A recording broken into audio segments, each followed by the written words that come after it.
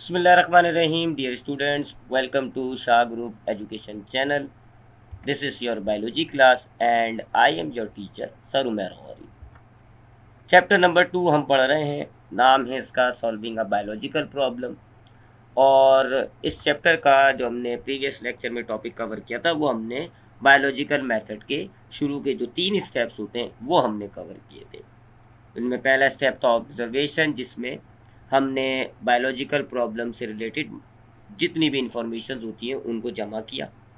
दूसरा स्टेप होता है हाइपोथेसिस, जिसमें हमने ऑब्जर्वेशंस को ध्यान में रखते हुए एक गैस, एक स्टेटमेंट पेश की। और फिर तीसरा स्टेप होता है रीजनिंग, जिसमें हमने हाइपोथेसिस के रिजल्ट को प्रिडिक्ट किया। अब चौथा एक्सपेरिमेंट स्टेप होता है। चौथा स्टेप है जी रीजनिंग के बाद एक्सपेरिमेंट।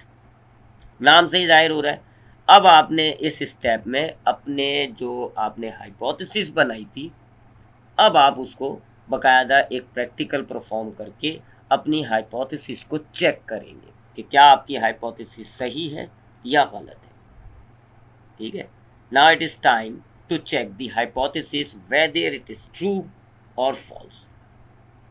कोई सा भी आपने एक्सपेरिमेंट डिज़ाइन करना होता है और उसके बाद आपने उस एक्सपेरिमेंट के ज़रिए एक्चुअल में अपनी हाइपोथेसिस को टेस्ट करना होता है। आपको याद होगा हम एक एग्जाम्पल लेके चल रहे हैं। एक डॉक्टर के सामने एक पेशेंट आता है, तो सबसे पहले डॉक्टर जो है वो ऑब्जर्वेशन करता है, यानी कि पेशेंट से पूछ के मालूमात जमा कर लेता है कि जी उसको क्या इश्यूज़ है, क्या प्रॉब्लम्स हैं। फिर डॉक्टर ने दूसरा स्टेप किया हाइपोथेसिस का, यानी कि डॉक्टर ने ऑब्जर्वेशन जो उसके पास आई उसको जहन में रखते हुए उसने एक स्टेटमेंट, एक गैस पेश किया कि जी शायद पेशेंट को अपेंडिसाइटिस है। फिर उसने थर्ड स्टेप किया रीजनिंग, कि अगर उसकी हाइपोथेसिस सही है, अगर उसको वाकई में अपेंडिसाइटिस है, तो फिर उसकी बॉडी में या उसकी इस हाइपोथेसिस की वजह से क्या कॉन्सिक्वेंसेस आए होंगे। और अब है जी चौथा एक्सपेरिमेंट स्टेप, यानी कि एक्सपेरिमेंट। अब डॉक्टर जो है वो उसको एक टेस्ट लिख के दे देगी, अल्ट्रासोनोग्राफी, जिसमें हम अल्ट्रासाउंड मशीन, अल्ट्रासाउंड वेव का इस्तेमाल करते हुए पेट की इंटरनल स्टडी करते हैं। अब यहाँ पर अल्ट्रासोनोग्राफी की गई और देखा गया कि वाकई में उसकी जो पेंडिक्स है वो स्वेलिंग हुई हुई, इन्फ्लेम हुई हुई है। यानी कि डॉक्टर जो प्रिडिक्ट कर रहा था वही रिजल्ट आया है। डॉक्टर ने यही प्रिडिक्ट किया था ना रीजनिंग में, कि अगर इसको अपेंडिसाइटिस है तो इसका इन्फ्लेम अपेंडिक्स होगा, और वाकई में एक्सपेरिमेंट में वही आ रहा है। तो इसका मतलब है इसकी हाइपोथेसिस सही हो जाती है। जो एग्जाम्पल हम लेके चल रहे थे उस केस में हाइपोथेसिस करेक्ट हो गई। ठीक है, तो ये होता है चौथा स्टेप। चौथे स्टेप में बायोलॉजिस्ट ने जो भी हाइपोथेसिस पेश की है उस हाइपोथेसिस को बाकायदा एक प्रैक्टिकल के ज़रिए टेस्ट किया जाता है कि क्या यह हाइपोथेसिस सही है या गलत है। दोनों तरह के रिजल्ट आ सकते हैं, वो हम आगे के स्टेप्स में देखेंगे। हो सकता है एक्सपेरिमेंट जो है आपके हाइपोथेसिस को सही साबित कर दे, हो सकता है एक्सपेरिमेंट आपके हाइपोथेसिस को गलत साबित कर दे। अच्छा, कभी कभार हम जब एक्सपेरिमेंट करते हैं तो हमारे पास एक्सपेरिमेंट, वैसे जो प्रैक्टिकल होता है वो डिफरेंट नौइयत का होता है, लेकिन जो ज़्यादातर प्रैक्टिकल्स किए जाते हैं उसमें हम दो ग्रुप बना देते हैं। एक कहलाता है कंट्रोल ग्रुप, एक कहलाता है एक्सपेरिमेंटल ग्रुप। अगर जैसे आप कोई बीमारी टेस्ट कर रहे हैं या किसी कोई दवाई है, कोई ड्रग है और आप उसका इफ़ेक्ट चेक करना चाह रहे हैं, तो उस केसेस के अंदर हम एक ऐसा एक्सपेरिमेंट करते हैं कि दो ग्रुप बनाते हैं, कंट्रोल और एक्सपेरिमेंटल ग्रुप। हेल्दी पीपल जो है वो हम कंट्रोल ग्रुप में रख लेते हैं, और जो पेशेंट्स होते हैं उनको हम एक्सपेरिमेंटल ग्रुप में रख देते हैं। अब जो हमें टेस्ट करना है, वो जो भी चीज़ हमें टेस्ट करनी है वो दोनों ग्रुप पर अप्लाई की जाती है, और फिर देखा जाता है कि उसका इन्फ्लुएंस क्या आ रहा है। तो इस तरह का एक experiment control group, experiment group का करा जाता है ज़्यादातर केसेस पर। 4 स्टेप्स हो जाते हैं जी। उसके बाद जो अगला स्टेप यानी पांचवा स्टेप है जी, वो कहलाता है रिजल्ट। रिजल्ट स्टेप में एक्चुअल में जो आपके पास एक्सपेरिमेंट आया है उसका जो रिजल्ट है उसको ऑब्जर्व किया जाता है, और ये डिसाइड किया जाता है कि क्या आपकी हाइपोथेसिस सही हो गई या गलत हो गई।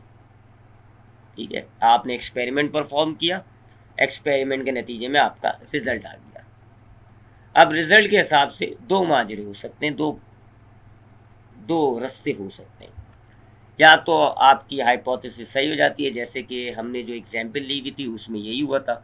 डॉक्टर ने हाइपोथेसिस पेश की थी कि जी पेशेंट को शायद अपेंडिसाइटिस है। तो एक्सपेरिमेंट जब अल्ट्रासोनोग्राफी का किया गया तो पता चला वाकई में उसका जो अपेंडिक्स है वो इन्फ्लेम है, यानी कि डॉक्टर की हाइपोथेसिस सही हो गई।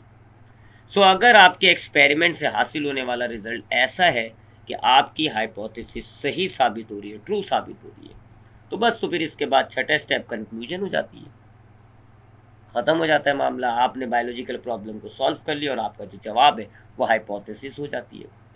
और अगर एक्सपेरिमेंट के नतीजे में जो रिजल्ट आया है वो आपकी हाइपोथेसिस का अपोजिट है, यानी आपकी हाइपोथेसिस को गलत साबित कर रहा है, आपने जो हाइपोथेसिस दी रिजल्ट कह रहा है जी कि नहीं वो हाइपोथेसिस गलत है, तो फिर क्या किया जाता है, फिर वापस स्टेप 2 में जाया जाता है। अगर रिजल्ट आपका डिनाई करता है आपकी हाइपोथेसिस को, तो आप वापस स्टेप 2 पर जाएंगे और अब एक नई हाइपोथेसिस बनाएंगे, उसके बाद उसका रिजल्ट प्रेडिक्ट करेंगे रीजनिंग के अंदर, फिर उस हाइपोथेसिस को चेक करेंगे एक्सपेरिमेंट के स्टेप में, और फिर उसके रिजल्ट को आप देखेंगे। फिर दोबारा रिजल्ट गलत होता है, फिर दोबारा स्टेप नंबर 2 पे जाएंगे और ये तमाम स्टेप्स रिपीट करते जाएंगे। आपने रिपीट करते रहना है जी, हाइपोथेसिस बनाएंगे, रीजनिंग करेंगे, एक्सपेरिमेंट करेंगे, रिजल्ट को ऑब्जर्व करेंगे। कब तक ये रिपीट करना है, जब तक आपका रिजल्ट और आपकी हाइपोथेसिस सही ना हो जाए, जब तक आपका रिजल्ट पॉजिटिव ना आ जाए, जब तक आपका रिजल्ट ये ना आ जाए कि आपकी हाइपोथेसिस सही है। सो एक्सपेरिमेंट के नतीजे में जो रिजल्ट आता है 5वें स्टेप में हमने उसको ऑब्जर्व करना है। रिजल्ट 2 किस्म का हो सकता है, पॉजिटिव, नेगेटिव। पॉजिटिव रिजल्ट का मतलब है आपकी हाइपोथेसिस सही हो गई तो आप छठे स्टेप पर जाएंगे, और अगर नेगेटिव रिजल्ट आया है मतलब आपकी हाइपोथेसिस गलत हो गई तो फिर वापस आप स्टेप नंबर 2 पे जाएंगे। ठीक है, ये यहाँ पे बात आ गई कि रिजल्ट अगर आपका डिसअप्रूव कर देता है आपकी हाइपोथेसिस को, तो go back to step number 2 and formulate a new hypothesis. तो ये हो जाते हैं जी बायोलॉजिकल मेथड के 5 स्टेप्स। थोड़ा इसका रिव्यू कर लेते हैं। हमारे पास कोई बायोलॉजिकल प्रॉब्लम है और हमें उसको सॉल्व करना है, तो सबसे पहला स्टेप होता है हमारे पास ऑब्जर्वेशन। इस स्टेप में हमें क्या करना है, हमारे पास जो बायोलॉजिकल प्रॉब्लम है उससे रिलेटेड इंफॉर्मेशंस, मालूमात को जमा करना होता है। फिर सेकंड स्टेप होता है जिसको हम कहते हैं हाइपोथेसिस। हमने जो पहले स्टेप में इंफॉर्मेशन जमा की उनको जहन में रख के एक इंटेलिजेंट गैस पेश करना होता है। हाइपोथेसिस के बाद थर्ड स्टेप होता है रीजनिंग, जिसमें हमें हाइपोथेसिस के कॉन्सिक्वेंसेस, उसके जो नतीजे हैं उनको प्रिडिक्ट करना होता है। फिर चौथा स्टेप होता है एक्सपेरिमेंट, जिसमें हमने प्रैक्टिकली अपनी हाइपोथेसिस को टेस्ट करना है कि वो सही है या गलत है। फिर 5वें स्टेप में हमने एक्सपेरिमेंट से जो हासिल होते हैं रिजल्ट्स उनको ऑब्जर्व करना होता है, और इस स्टेप से हमें पता चलता है कि या तो हमारी हाइपोथेसिस सही है या फिर हमारी हाइपोथेसिस गलत है। अगर हमारी हाइपोथेसिस गलत है, रिजल्ट आ रहा है जी ऐसा कि आपकी हाइपोथेसिस गलत साबित हो गई, तो वापस स्टेप 2 पर जाएंगे और तमाम स्टेप्स को फिर रिपीट करेंगे। और अगर आपके पास रिजल्ट पॉजिटिव आ गया, आपकी हाइपोथेसिस सही साबित हो गई, तो फिर आपकी जो हाइपोथेसिस है वही आपकी प्रॉब्लम का कंक्लूजन यानी जवाब बन जाएगा। सो ये हैं जी बायोलॉजिकल मेथड के स्टेप्स। मैंने पहले ही कहा कि बायोलॉजिकल मेथड सिस्टमेटिक है, यानी स्टेप्स पर मुश्तमिल है और सही ऑर्डर में फॉलो करना है। तो ये हैं जी वो 5 स्टेप, और इन्हें इसी ऑर्डर में फॉलो करना होता है, आपकी बायोलॉजिकल प्रॉब्लम सॉल्व हो जाती है। इंशाल्लाह अगली क्लास में आगे के टॉपिक को डिस्कस करेंगे। ख्याल रखिएगा अपना। अल्लाह हाफ़िज़।